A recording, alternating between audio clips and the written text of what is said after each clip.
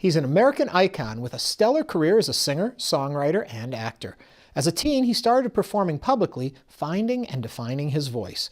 His musical catalog includes folk, swing, blues, jazz, gospel, and of course country, recording over a dozen albums to date, not to mention acting in films such as The Player, Shortcuts, and Cookie's Fortune, as well as appearing on TV in Mad About You, Castle, and The Bridge. But it was the success of his music and kindness that helped make this Southern gentleman one of Texas' favorite sons. Hello, I'm Ernie Manouse. On this episode of Interviews, our conversation with four-time Grammy Award winner, Lyle Lovett.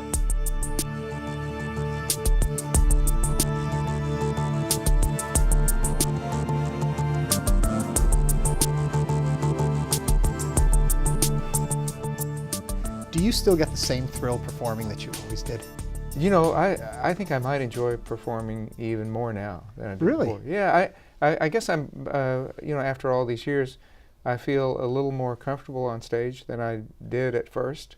And so my early performances were more in the mixture of being eager and being anxious, were more anxious than eager sometimes. And now I just enjoy it and I look forward to it. You go out with different versions of the tour. Sometimes it's the large band, sometimes acoustic, sometimes it's a duo.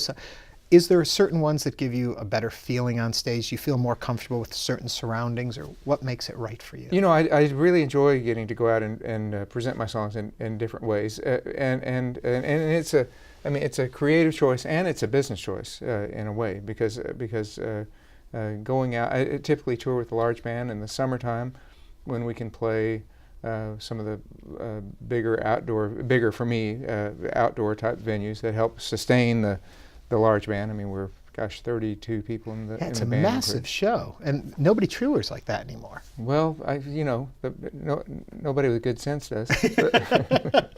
It's great fun to do, and I've worked with so many of the same musicians over the years. It's like a reunion every year when we get together, and it's so it's creatively gratifying and personally gratifying. It's like summer camp. Yeah. And so I love being able to do it. But in other times of the year, breaking the group down, playing with just some of the people who play in the large band, or going out with another singer songwriter and doing just a duo type show, gives me a chance to look at my songs differently, and gives me a chance to play in some halls that might be too small for the large band. How much of the time are you on the road? You seem to tour an awful lot. Thankfully, it's my job, and I get to do what I love to do, and to do around 100 dates a year. 100 is kind of average, 110, 120 on a really big year, which keeps me gone about half the time. One fun thing about you touring that I love is the fact that you have an Instagram account that you're very active on, and you went through this series of taking pictures in each theater you were in, and from standing on the stage looking out at that. It was a wonderful series. Oh, thanks. You know, John Hagen, who plays cello with me, I've played with since 1979. He's the second, in terms of seniority, the second longest in the large band. James Gilmer, who's from here and from Houston, plays percussion. James and I have been playing together since 1978. But John started taking pictures with a wide-angle lens at soundcheck, just putting his camera down on the front of the stage and taking a picture of the venues, and still does. He does a wonderful job. When I went out with John Hyatt on one of our duo shows, and John Hagen wasn't with me, I thought, well, I should try doing it as well. And so I do enjoy it. It's nice to look back and look at some of these rooms that otherwise would just be sort of a foggy memory. When you look at them as a group, though, do you notice something different about each theater? Do you remember something about them? Is there something unique in the structure that works with you? Well, certainly, and not just from looking at the pictures, but every show is distinctive in a way. Every audience it's the audience really that makes the shows distinctive for me. And they're all memorable in their own way. The rooms all sound different. They're all, our sound crew. Gosh, I've worked with the same sound crew since 1988. John Richards and his company from Murfreesboro, Tennessee. They come in and the technology has become so sophisticated. They come in and electronically map every room every day that we're in, and so yeah, and playing great old vaudeville houses, old movie theaters. Yeah. You just feel like the audience is practically on stage with you. You feel so close to them. Okay, take me all the way back. When did the music bug bite you? I went to parochial school in the Klein community, Trinity Lutheran Church, which is coming up on being 145 years old, our congregation. Not the oldest Lutheran congregation in our area either. Wow. Before our church, the folks in our community had to hitch up their horses and buggies and go over to the other side of Tomball, the Salem Lutheran Church, which is older and is still there.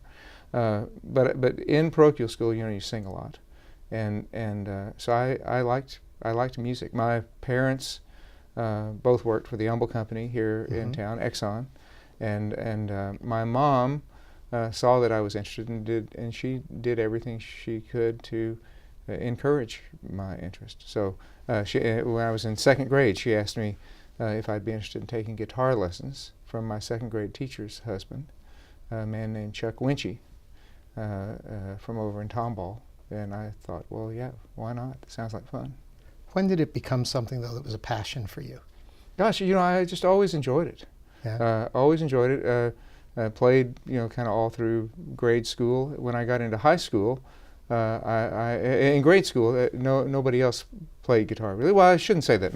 I had an older cousin, 4 years older than I was. So he was in 8th grade when I was in 4th grade, and he just seemed like a grown-up to me. Yeah. And so we had a little band that we played school functions.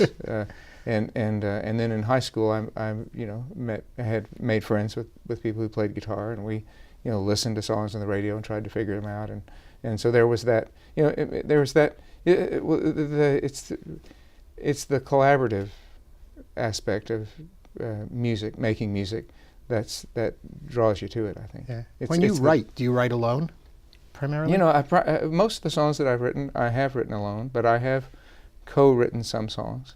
The idea of co-writing is intriguing to me, and is a in the business is a very usual thing. Not just in the old in the Broadway tradition of one person writing music and the other person writing the lyrics, but in Nashville, for example, where the song is still a big part of the business.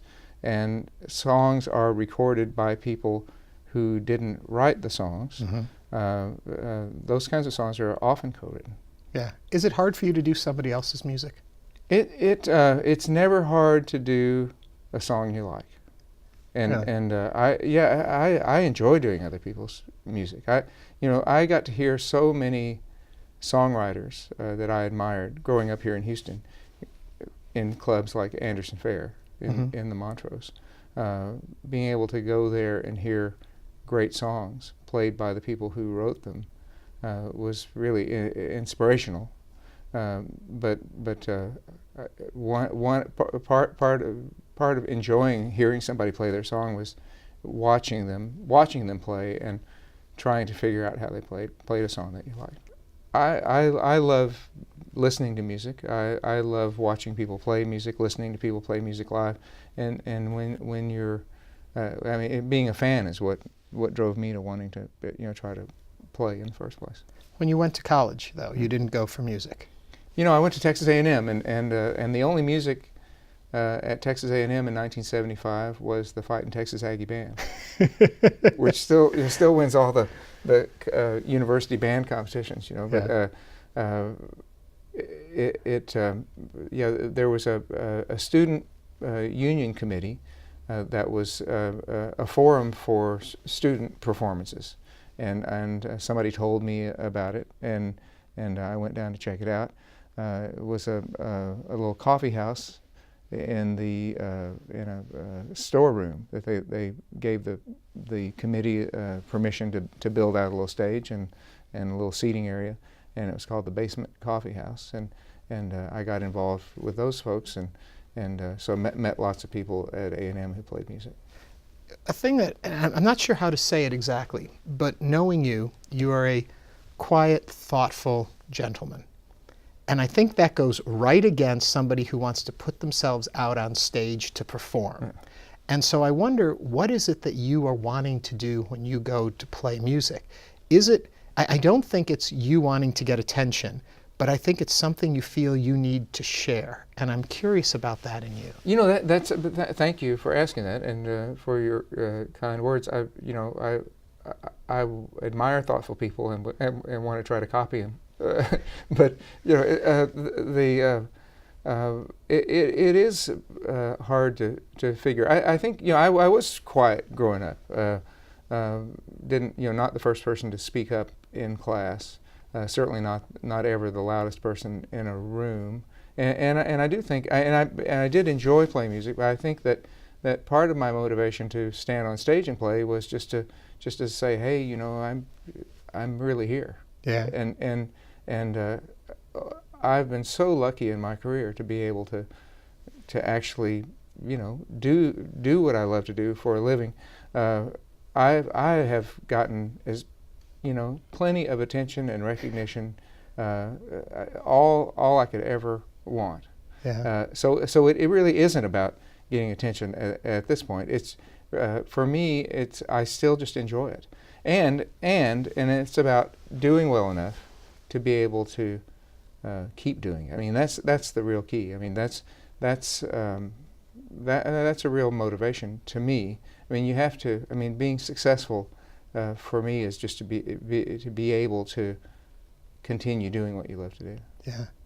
On the tail of that, also, there's acting, and you do act. And once again, I go back to that. It fascinates me that you have a desire to perform in that way too. Well, you know, acting is really fun. It's really fun, and I'm a very accidental actor. Of course, growing up, I did school plays and that sort of thing in grade school. I mean, there were 12 people in my grade at Trinity Lutheran School, and so we all got to do everything, Yeah. which is wonderful. But it was Robert Altman who came to one of my shows in 1990. A show that the band and I did. We did a tour with Ricky Lee Jones that summer. Yeah. And we opened for Ricky Lee Jones at the Greek Theater in Los Angeles. Robert Altman and his lovely wife Catherine were there because their granddaughter Signe had invited them to come with her. The phone. I was standing in my kitchen. The phone rang, and I answered the phone, and he said, "Hi, this is Bob Altman," like that.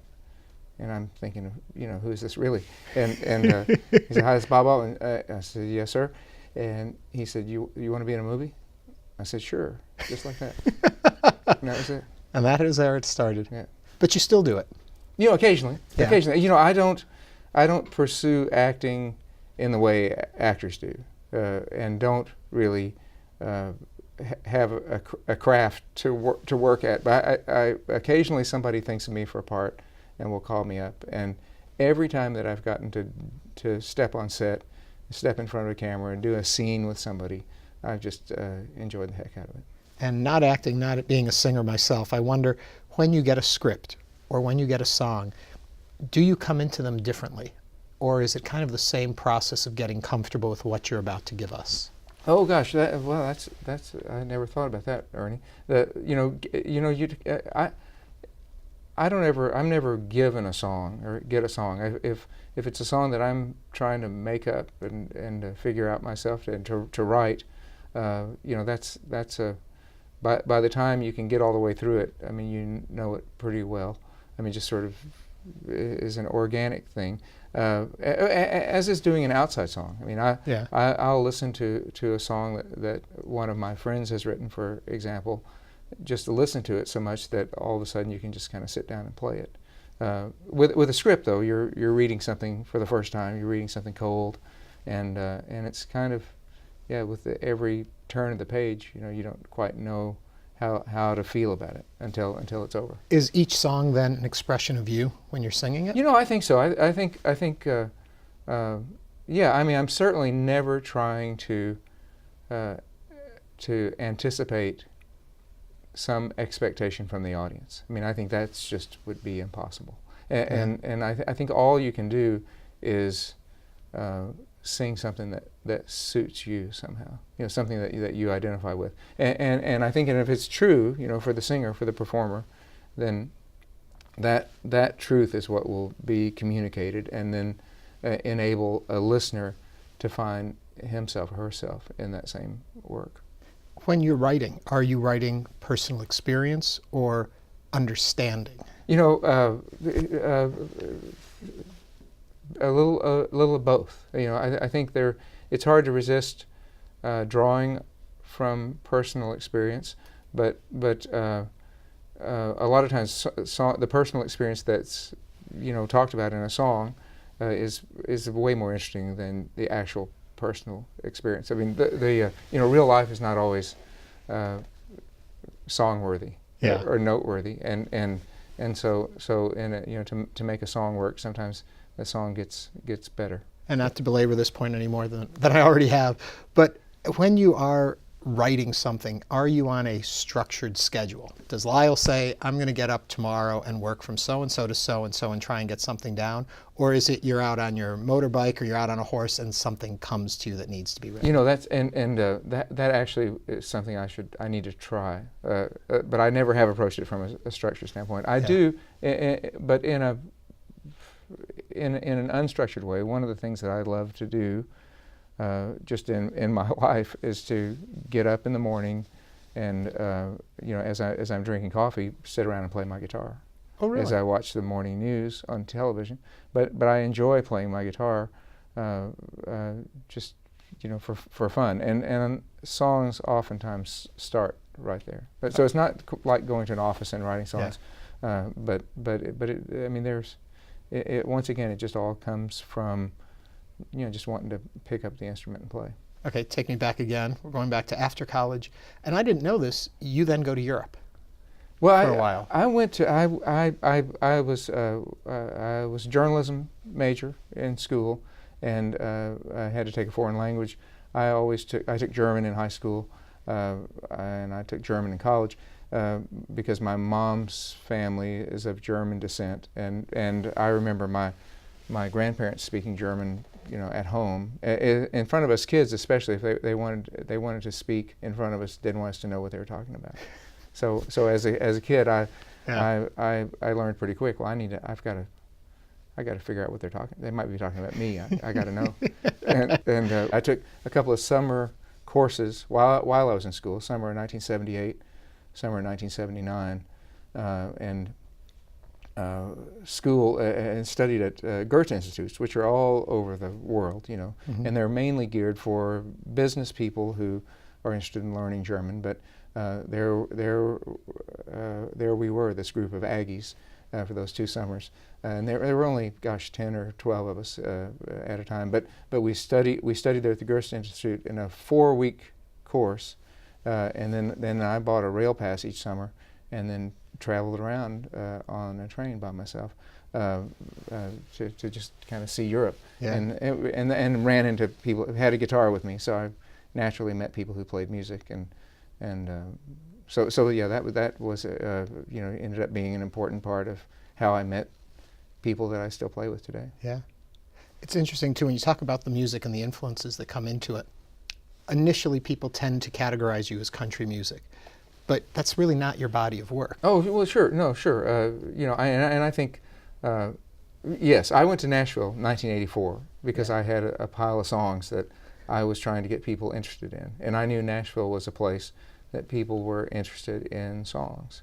My friend Nancy Griffith, who I'd met from playing at Anderson Fair, really who I met doing an interview for the school paper at A&M, and she invited me to come down to Anderson Fair and talked Eric Taylor into letting me play a couple of songs during one of his shows, which was kind of got my foot in the door there. Nancy was recording a record in Nashville, and she asked me to sing sing background on a song. And so I went, and I thought, well, as long as I'm going to Nashville, I'm gonna see what I can find out. And so I went to ASCAP, the Performing Rights Organization, and talked to a membership rep named Merlin Littlefield.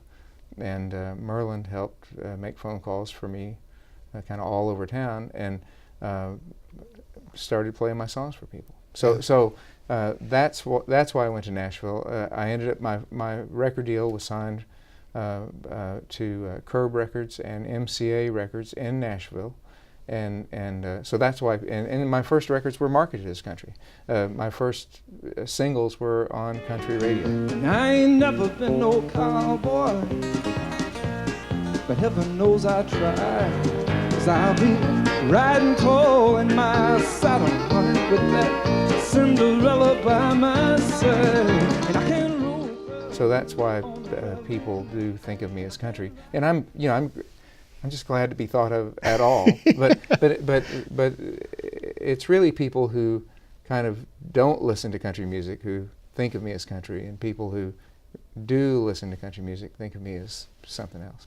Early 90s, your personal life and your career kind of cross over for a little bit there. A lot of attention comes on you. And I'm wondering, as an artist, is that hard for someone, especially someone who is kind of a quiet soul like you are? The whole world's looking at you. Hard or easy? You know, well, certainly being presentable in public is always a challenge. Yeah. And being under a lot of scrutiny is. I think the biggest danger to creativity or to a person's work in sort of being famous, I think, is that people might think they have an idea of what you do and who you are without really knowing about your work. Right. And I think that, I mean, so it's possible for one quality to outweigh the other, and so that's the only thing that's the most dangerous thing about it, I think, is that people might think, oh yeah, I know that guy, I know what he does, and they may not. You know? But all of that isn't nearly as important as simply just doing what you do, and continuing to do what you do, and I think it's much more important to appreciate the people that do support you than worry about the ones that might not. In 96 or so, you come out then with a huge smash for your career, album-wise. Get a lot of attention, Grammys, all of that comes. Is that then hard? Is it too much success? Does that then put pressure on you for what comes next? And how do we keep this up? Or can you just accept it as it is and know it's just part of the path you're on? Oh gosh, when you get recognized for work that you do, it's a wonderful feeling. I mean, it's great, and gosh, no, I mean it's not that you do the work to be recognized, but when you, I mean, it's a wonderful confidence booster when you are recognized, and God, no, it doesn't make it harder. I mean, if anything, it makes you just grateful and makes you want to do as well as you can. I mean, you want to anyway. You know, you want to do your best work every time you go out. But it's not, certainly not being recognized, feeling appreciated is hardly a burden. Yeah. Question about If I Had a Boat. When was that actually written? Oh gosh, I skipped a history class to make that song up. Dr. Kramer's class. Sometimes you kind of get onto an idea and you think, well, this could work. This is working, and I didn't want to stop. So I was in school at Texas A&M, and I think it was 1979, 1980. That I made it up. Yeah. Because it amazes me how that's become such a hallmark of your career, and everyone knows that song, and when you go to play it in concert, the reaction from people, even after all these years. Yet it's this soft, simple, kind of cute song, but if you go a little deeper, it's really about so much more. Well, thanks. I'm amazed too. I mean, I so appreciate when people want to, they come to a show and they want to hear a certain song, or any song. when you first start out, you open a lot of shows for people. And I remember thinking back in 1986 when my first album came out, wondering what it would be like to stand on stage in front of the audience that I got to stand in front of, who were there to see somebody else. What would that be like if those folks were there to see me, actually? How would that be different? And I can tell you that whether you're playing a room that holds 50 people or 100 people or 1,000 people or 2,000 people, when they're all there to see you, it is a wonderful, reassuring feeling. When you step on stage and people are glad you're there, that really is just about as good as it gets. Well, we're glad you're here. Thank you for all the music, all the performances over the years, and for all that are still yet to come. Thank you, Ernie. Lyle Lovett. And if I had a boat, I'd go out on the ocean. And if I had a pony, I'd ride him on my boat. And we could all together go out on the ocean. I said, me upon my pony on my boat. And if I were Roy Rogers, I'd sure enough be single. If you'd like to learn more about our guests or watch other episodes of Interviews, visit our website at houstonpublicmedia.org/interviews.